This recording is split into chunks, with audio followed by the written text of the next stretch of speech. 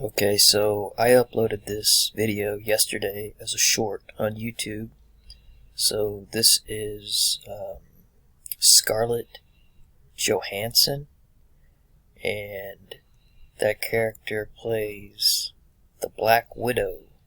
So this is the very first, like an introduction of the Black Widow in Iron Man 2. This is the very first scene of how this character is introduced. So it first spells its last name, which includes the word man in it.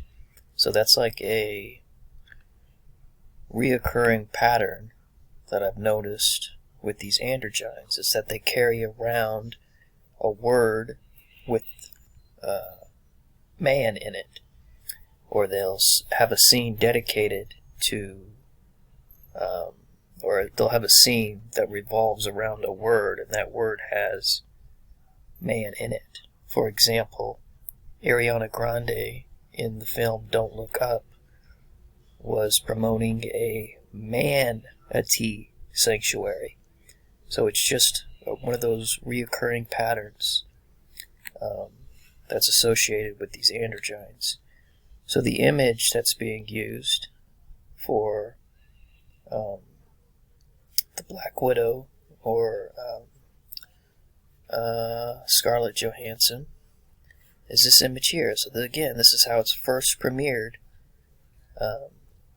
in film in Iron Man 2. And the image that's being used, you can clearly see one breast is bare, one breast is obscured.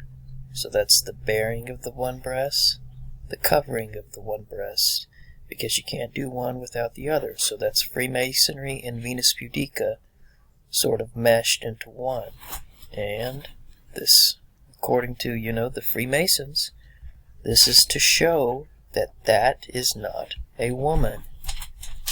So here's a scene from another movie that I watched with this Scarlett Johansson character. So this movie is called Jojo Rabbit. So just to set the scene here, this boy is sort of like missing his father.